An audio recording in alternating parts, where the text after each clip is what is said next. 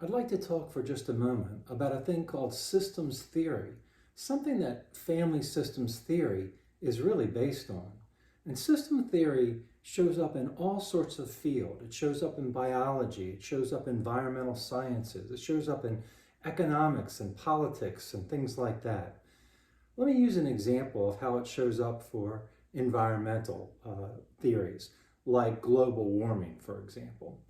You know, the theory of global warming is that we have a solar system, right? The planet is on a solar system.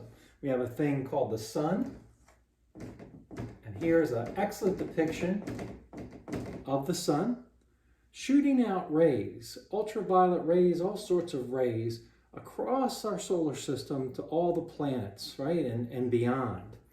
And these rays get shot out from the sun to a number of planets, including a little one we call the blue planet, or planet Earth.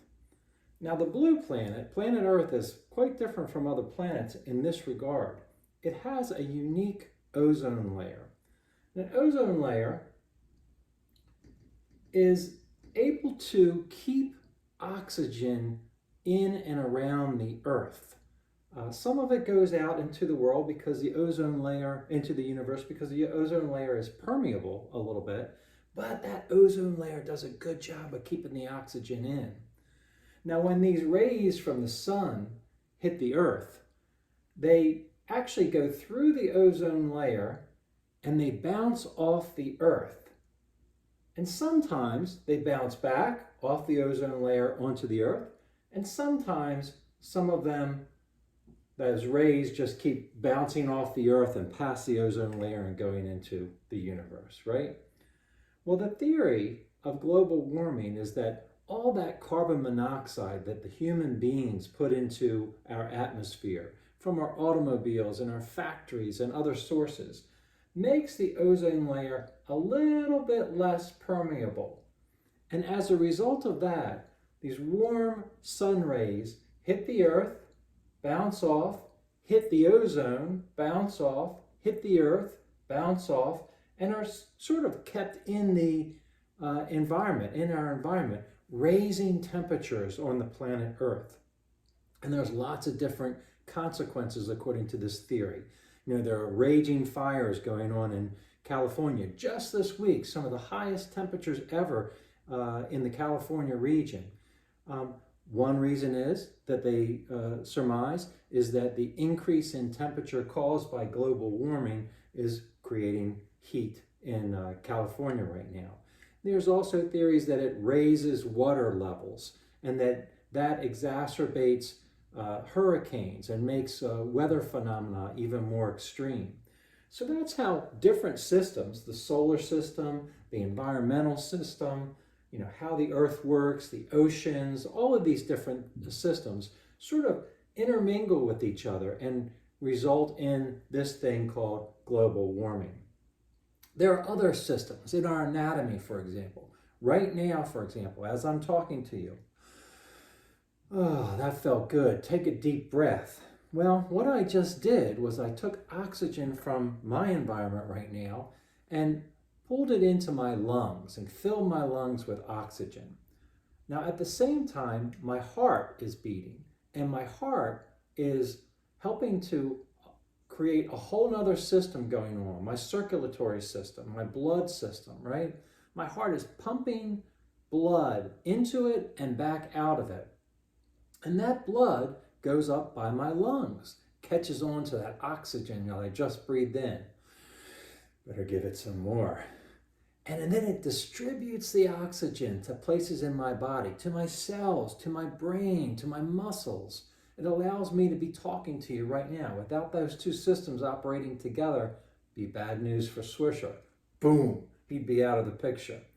So that's a complicated system. There's complicated by many more things like my neurology and my skeletal system, which allows me to wave my hands like a maniac right now, my muscle system, right? All of these different systems sort of are interrelated.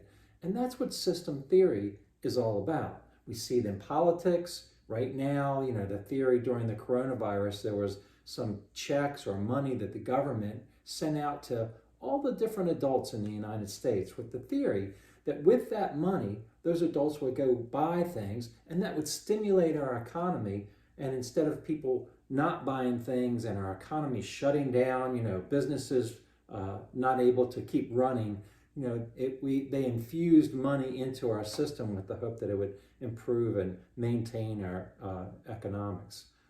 Well, family systems is very similar. I like to use this metaphor, one of a mobile. You might not remember, but I'm sure you do. You've seen little cribs that have a mobile or mobile hanging over them. It's kind of like a string dangling from something, let's say the ceiling, and there's a stick that it's holding or tied to, and on the stick there's two other strings that are attached to yet two other sticks. It can get a little bit more sophisticated than this, but I'll keep it easy. And then two strings on either side of these sticks, and maybe some objects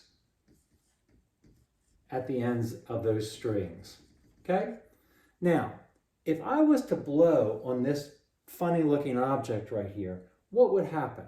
Well, that object would move away from me, and this object, the square, would come towards me.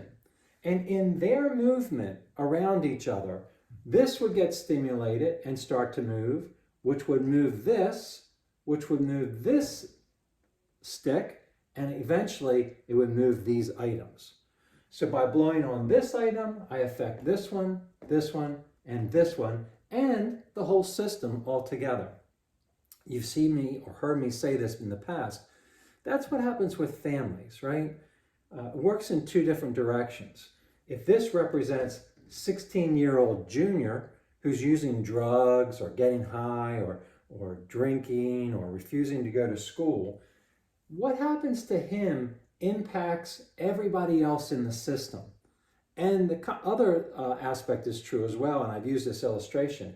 If this is mom and dad, and they have a highly conflictual relationship, and they're arguing quite a bit, they're going to disrupt the system, and we'll often see symptoms in one of the children as a result of that, right?